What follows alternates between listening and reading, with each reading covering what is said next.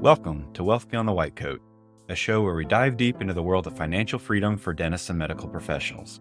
I'm your host, Darren Flesher, a dentist with a passion for uncovering the strategies that lead to a prosperous life beyond the office. Every episode will explore the avenues of alternative investing, tax mitigation, and secrets to build wealth that the textbooks don't teach you. Whether you're looking to enhance your financial literacy, discover new investment opportunities, or simply find a better way to manage your money, this is the place where your financial health is the core of our conversations. Welcome to Wealth Beyond the White Coat, where your journey to financial clarity and freedom begins. Welcome back to part 2 of our expert Q&A session. In this episode, we continue our deep dive into advanced financial strategies, focusing on effective tax mitigation and maximizing returns through smart investment choices. I also wanted to add before we get started here that Legacy Point is having a oil and gas opportunity webinar on June 28th at noon Eastern Time. If you've been curious about the types of things we talk about inside Legacy Point, we will have a couple of opportunities in regards to oil and gas and tax mitigation related to the oil and gas. So there is both an income and a tax component to these opportunities, and each is going to be skewed a little bit more towards either end of that spectrum. So if you've been on the fence about signing up for Legacy Point and want to attend live a webinar related to oil and gas as it relates to tax and income, be sure to become a member before June 28th, and we'll be happy to invite you to that Zoom webinar. And that's it for that announcement. So let's get back into Expert Q&A Part 2. Matt, one thing that you, Chris, and I have all seen is there's a good opportunity that comes and people want to basically back up the truck and put their entire liquid net worth in that. Mm-hmm. I want you to speak to that, but I was talking to someone the other day about an opportunity, and I'm getting FOMO. I said, please do not get FOMO. There are new deals that come to market on a weekly, if not monthly, if not weekly basis. And they're all great deals. If you sit this one out, there's another great deal that's coming. So speak to don't back up the truck, because it's not the greatest thing since sliced bread. It's not the deal of a lifetime. And the fact that there is basically almost an unlimited inventory of great deals out there. So on our platform right now, fully approved, fully vetted deals, we have over 100 offerings right now on our platform. Now, we are not going to bring those out and roll everything out to the people in this group. That is not going to happen that way, because I am very selective about what I'll use and where I would put my money. And some of the deals, I don't love them. Doesn't mean I don't think they're going to work, but I think they're either harder to understand or there's more perceived risk in the strategies. We're going to curate a menu, but literally we could roll out a deal every single month and people could put $100,000 in that deal every single time I brought a deal out. They would be way under 5% concentration limits. And over the course of 2 years, they'd have at $100,000 slugs, over 3 years, we'd have $3.6 million deployed. If they're really worth $15 million in cash, maybe they want to do $200,000 slugs. And over the next 3 years, they become fully invested in their portfolio. Now they've legged in, they're time segmented, they're diversified by strategy. We've been able to reposition assets based on where market trends and factors are going. For example, we've got a hospitality group that builds hotels. They were doing private equity capital raises prior to COVID hit, and now they're able to do distressed debt on hospitality at 50 cents on the dollar and buy hotels away from banks that are giving them to them. So they're not a private equity strategy in hospitality anymore. They pivoted with the market. They became a distressed debt strategy in the hospitality space, but they're still earning equity-like returns on distressed debt in hospitality. So great sponsors will pivot strategies over time based on market factors and dynamics that are at play. And as we see those move, we will pivot. Now, not all sponsors do that. Some people always wake up every day, beat the drum, and do what they do over and over. And I can give you one example. Value add multifamily has had so many people come into the space, has bid up prices so high, and I've seen a lot of not talented people come into the value add multifamily space. It has been an entry point for a lot of people. I stopped doing value add multifamily over 4 years ago because the cap rate compression in those assets left the margins to be too thin to make a great rate of return. It doesn't still mean somebody couldn't go out there and find one asset that they could execute on and get a great return. But as a general thesis, value add multifamily hasn't been priced right, in my opinion, for about 4 years. So we've been fading it at that point. But there's a lot of people out there pounding the table on value add multifamily that they're the best in the space on it. I fundamentally disagree, and that I think there's a time in the market cycle for everything. A lot of people understand that in public markets. Like if you were going to deploy capital today, it'd be a great time to buy a bond portfolio. Interest rates aren't most likely going to go any higher. And as interest rates start to sink over the next couple of years, even if they only go down from 7 or 8 to 7 and 6, right? They drop a little bit. The value of a bond portfolio will increase over the next couple of years as interest rates go down. So if I was sitting on a bunch of cash today and I wanted to put it in public markets, there's a chance you get equity-like returns investing in liquid bonds today because of where we are in the interest rate cycle. But I literally have clients that have $10 million muni bond portfolios that they deployed in 2020, and they're crushed in those portfolios right now, and they are miserable. And it's because they bought a fixed income portfolio at the lowest part in the market cycle, and there was nowhere to go but for rates to go up. And they got hammered. So there's always a right asset class to be in, depending upon how market cycles change. And market cycles have done this since the history of the time. This is based on human behavior: expansion, peak, contraction, trough, and then rinse and repeat. And it's because humans are stupid, and every generation has to relive the same mistakes that the one did before them because we're all dogmatic. We have to, somebody else can tell us about something, but until we experience it and do it ourselves, we don't believe it, and it's not baked into the way we do things. We have to learn by experience. And then they go, man, God, you did tell me about that, and I can't believe I did it anyway. Hopefully you just did less of it if it hurts. That's the best answer I got. So we, at this time, value add multifamily, the last 4 years hasn't been an attractive sector based on what what you've been looking at. Chris, let me just jump in real quick. What you will see in the value add sector is that's where you see a lot of, hey guys, I'm going to get into real estate. I'm going to buy, Right, like the syndicators. right. And Chris and you and I know guys who deals just haven't, you invested in the deal, just went south.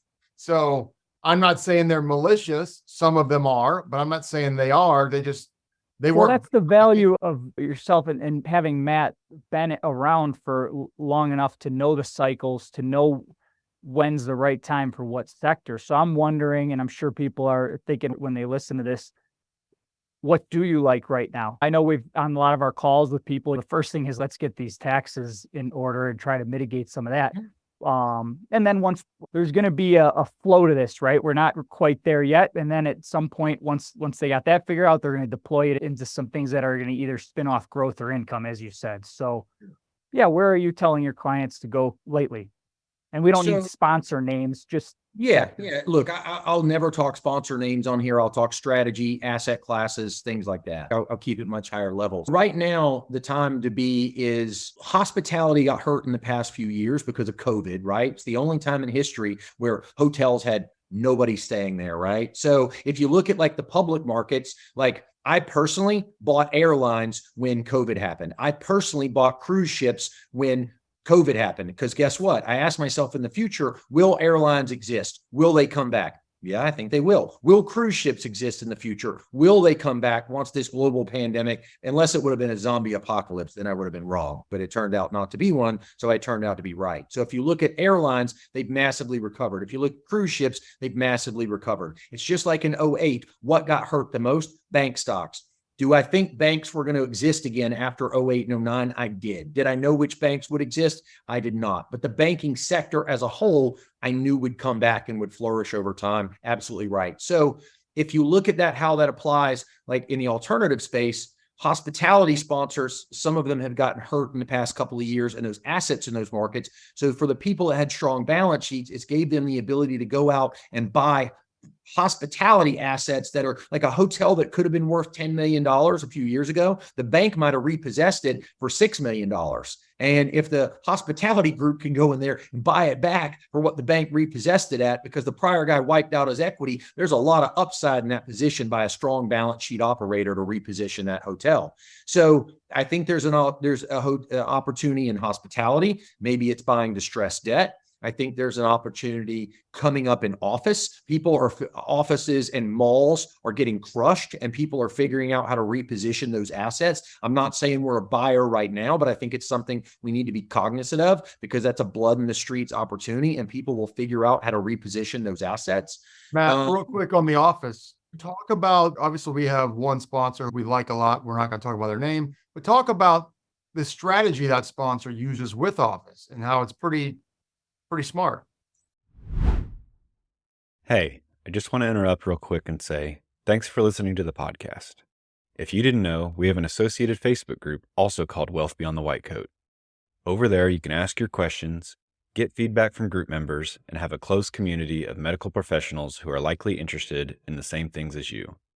Whether it's alternative investing, tax mitigation, ways to keep more of your money, or even protect your assets, we're going to discuss those things in the group. Additionally, we have a private investors club called Legacy Point. As a member, you'll get exclusive discounts to preferred vendors, and you'll get access to private investments that you'll find nowhere else. Whether it's hotels, apartments, oil and gas, equipment rental, you name it, we'll be discussing those details and offering those investments to members only inside Legacy Point Group. If you want to learn more about that, please contact me or simply email info, INFO, at legacypointgroup.com or go to the website legacypointgroup.com. And Wealth Beyond the White Coat podcast listeners get an exclusive discount if you use the code WealthBeyond. That's all caps, all together, WealthBeyond at checkout. I'd love to have you in the group, and I'd love to see you making more passive income as you move towards financial freedom, whether it's freedom to retire early, spend more time with your family, go on more vacations, or just do more of what you love while you're in the operatory. I'd love to see you doing that as part of Legacy Point. So here's to improving your financial health. Yeah, so the office sponsor that we've done some work with, they had an LOI accepted on a building that pre-COVID, it was a $250 million building. And nothing wrong with it. Major urban metro market. I think it was in the DC metro market, right outside of Washington, DC, Virginia, something right there. And they had an LOI on to buy that building for below replacement cost at about $65 million.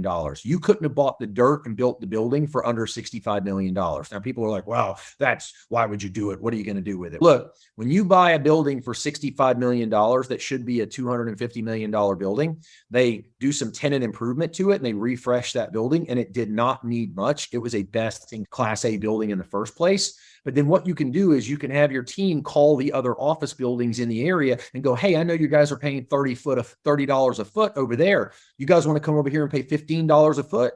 And they're like, what do you mean $15 a foot? We want to cut our rent in half? Or yeah, do you need to add space now because of COVID? So yes, some companies might not use office anymore going forward, but there will be businesses that will use office going forward. And if they were paying $30 a foot and now they have an opportunity to be in a just as good or better of a building at $15 a foot, those people will leave those higher priced buildings with a higher cost basis. They will move to those lower priced buildings with a lower cost basis. And then just like a frog, that sponsor will raise rents over time and will cook them. Now, it might take 10 years for them to get back to paying the rents that they're paying right now today, but that's how the sponsor gets them into their building. And that's how they push rents, which pushes NOI over time. And that's the way you increase the value of something you bought for $65 million, hopefully back to $250 million over the next 10 years. And obviously, when you deal with office, you have to be strategic. There's certain markets you're going to want to be in, certain markets you don't want to be in, and there's certain sub-markets you want to be in. But it's been argued that office, once the dust settles, is at a lifetime low. It's a lifetime value opportunity in office if you're buying the right office. Mm-hmm. Obviously, there's markets that you're not buying it. Mm-hmm. Look, there's right now in the office space, there's a flight from urban to suburban in office because people don't want to commute as much. They want the smaller office parks, which that had been dying for a little bit, but now it's shifting to those smaller office parks instead of going all the way driving into a metro center. There's a lot of old office that was BC office that probably won't be office anymore. Some of those could be torn down. And even in they're talking about doing that in Manhattan, tearing down older buildings that are C-level product and repositioning it and building something else.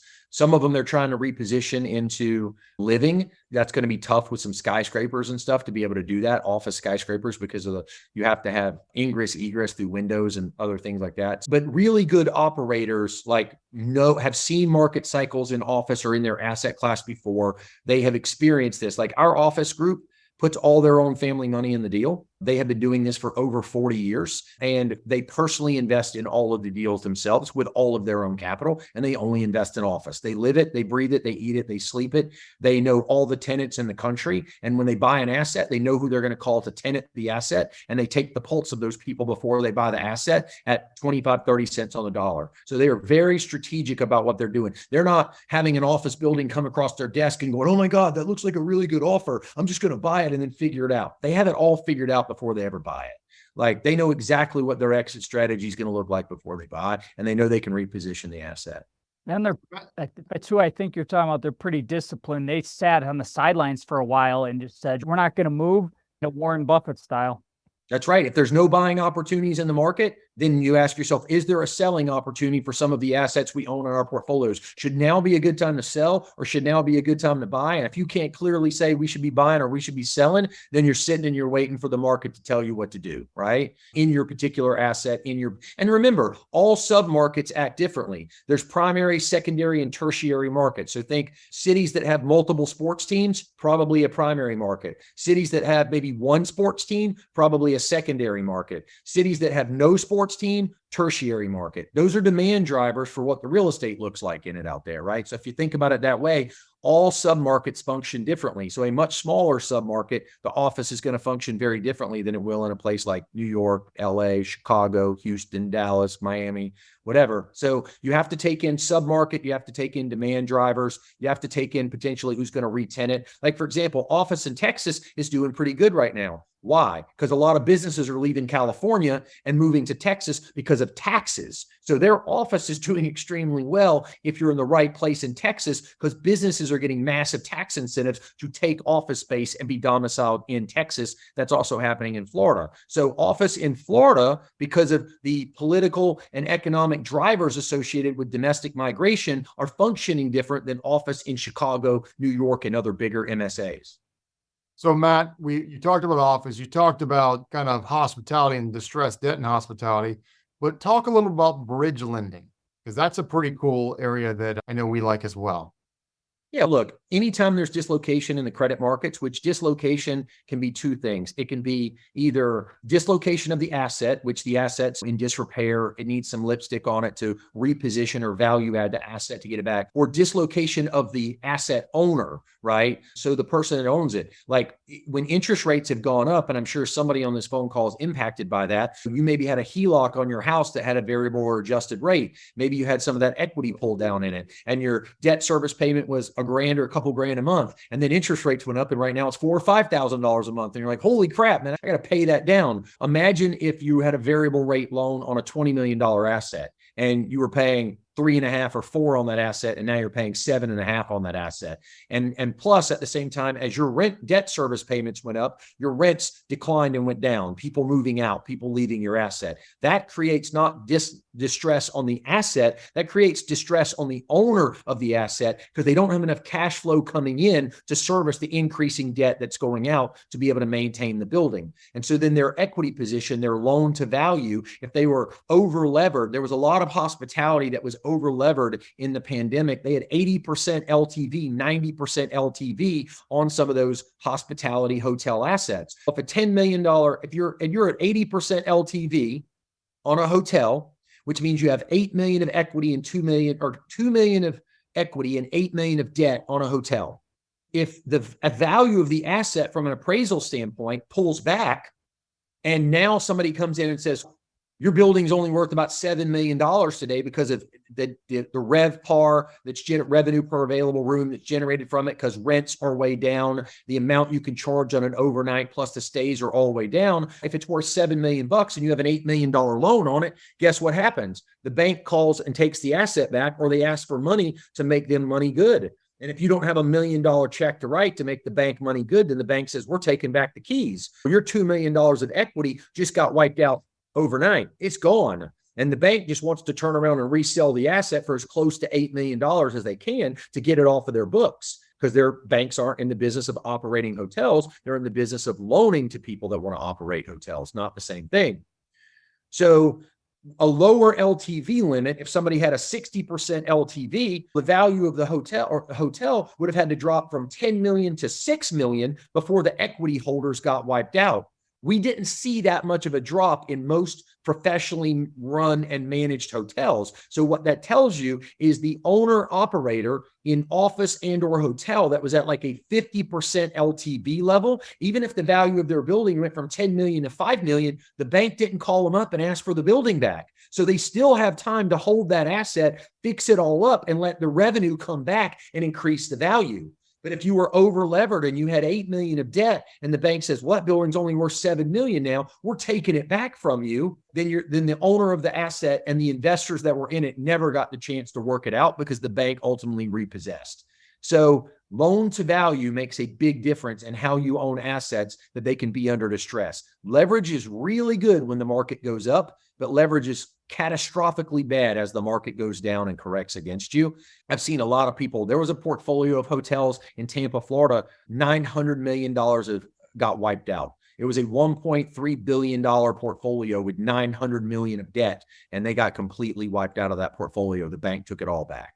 That took multiple generations to acquire that many hotel assets and that much revenue. And because they were over aggressive and over leveraged, they got wiped out for $400 million of equity almost overnight. Hey, I just wanted to interrupt the show real quick and tell you about an exclusive member discount for Legacy Point Group members. The company is called Gelt, and they're both tax planning and tax preparation. We connected because their CEO actually comes from a family of physicians, and he understands the financial complexities that healthcare professionals face these days. Legacy Point is honored to partner with Gelt because it's our shared mission to empower successful professionals with optimal tax and financial outcomes. For your 20% discount off financial planning and tax preparation and priority access with their onboarding, become a member over at legacypointgroup.com. Wow. And there's bridge lending opportunities, not just in hotels. It's all over the country. And there's opportunities. Some are income plays, some are not income plays, some are more MOIC plays, but it's an opportunity because the commercial real estate market moves slow and the lending that's involved with that moves slow. So these things don't turn on a dime. And the Fed's probably not done raising rates yet.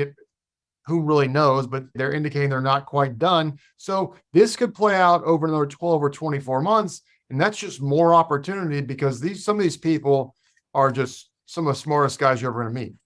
So just because I'm still learning a lot about this bridge lending. So in your example where we're 80% leveraged, so we're $8 million in debt and the value dropped to 7 million. So there is a fund that comes in and getting an offering lending to them so they have more time to recover on the drop in the asset value. So bridge lending, not necessarily. It's related, but not related at the same time. So if you have a distressed asset, which means the building physically needs some lipstick on the pig, right? Needs tenant improvement, needs paint, needs to be repurposed, needs to be repositioned. You need a big hunk of cash to be able to do that with, right? So let's assume you were able to go buy the building, but the building was in massive disrepair. You need money to put into that building. Not everybody has money to put into that building, the millions of dollars it might take to rehab or reposition that building. So you would go out and you would go to a bridge lender that would loan you money against that asset as collateral at a safe loan to value number, but at a really high rate. Bridge lenders can get 20% rates of return when you consider the points on the front, the points on the back on the disposition of the loan, and the rate in the middle. When you factor all that in, you could be paying 20% to borrow money, but you only might be borrowing that money for 18 months. So that's not necessarily that expensive when you're paying 20% on your money to borrow for 18 months. If the money you borrow is going to substantially improve the value of the asset, like when you put it back into it. So bridge lenders are loaning to those assets because think about it. If you've got an owner that was under financial distress, was he keeping that building in top-notch shape? Was he redoing all the paint, redoing all the carpets, redoing all the technology? Was it really the nicest building out there if his balance sheet was weak and he was under distress? No, he was robbing Peter to pay Paul to not lose the building and probably not putting in money into tenant improvements. And that could have been going on for months or years, right? So if you don't constantly maintain one of these buildings with what they call a property improvement plan, a PIP, then you're not keeping the building at the highest standard. So now somebody was under financial distress. It caused the building to deteriorate just a little bit and be the building under distress, the asset. So now this person goes and buys that asset back from the bank or the seller at pennies on the dollar. And then they still need capital to go in to refresh it so that new tenants would want to move into that thing. And many times that's where bridge lenders step in and provide that capital for somebody to reposition the asset, release it back up, generate a higher NOI, go back to the lender, put long-term debt on it. And that long-term debt will take out the cheap debt that was on it, the first debt that was on it, if they used any debt or equity when they bought it, and take out the bridge money that helped them get to the point of bridging to a completely stabilized asset that new tenants would want to lease into. Got it. How do we feel on that topic, Ross? I think it's great. We're all fairly bullish on bridge lending, but once again, by no means should you put all of your money into bridge lending if you like it. Bridge lending right now in the part of this place where we are in the market cycle is bridge lending thrives in an opportunity where banks won't lend and banks aren't lending right now. So you need a non-traditional lender and there's dislocation or distress in the financial markets. And that happened when interest rates went up because a lot of people can't refinance right now because everybody's like, oh, I'll just refi. You can't do that right now. Refining right now is bad, even if you could do it because it's at a much higher rate. So that's created distress in the marketplace and that's created an opportunity for bridge in the cycle. Buying bridge, buying distressed debt right now, it's the right time in the market cycle to be deploying capital into those assets. And some of those funds are structured as income with a little bit of a kicker on the back end. And some of those funds are structured as MOIC. They're one's not better than the other. They're just different. Yep. It's not binary. It's not one better than the other, right? It's does this work well in a portfolio? And if I'm staging capital over time and deploying over time, we get to pause right now and go, right now in the financial markets, where's the best place to put money? Statistically, we don't know that for sure, but if the sponsor's good, their strategy's good, where are we at in the economic cycle? Where would be a good place to deploy capital? And that's the way that we look at it. And that concludes this two-part expert Q&A series where we explored essential financial strategies for dentists. Before we wrap up, I just wanted to remind you about our Legacy Point webinar with a couple of oil and gas strategies to both help with income and current year tax solutions. So if you want to attend that, be sure to sign up and become a member before June 28th, and we'll get you invited to the webinar. To wrap up today, we covered the basics of smart investing and tax-saving techniques, to advanced insights on real estate opportunities and alternative investments. We covered a comprehensive range of topics to help you optimize your financial portfolio and secure your future. Thanks for listening in to Wealth Beyond the White Coat. Your time and attention mean a lot to us. If you found value in today's episode, please consider leaving us a review on your favorite podcast platform and share it with your colleagues and friends. Your feedback helps us grow and reach more professionals like you striving for financial freedom. Until next time, keep pushing the boundaries of your financial health. Thank you for joining us on this journey to wealth beyond the white coat.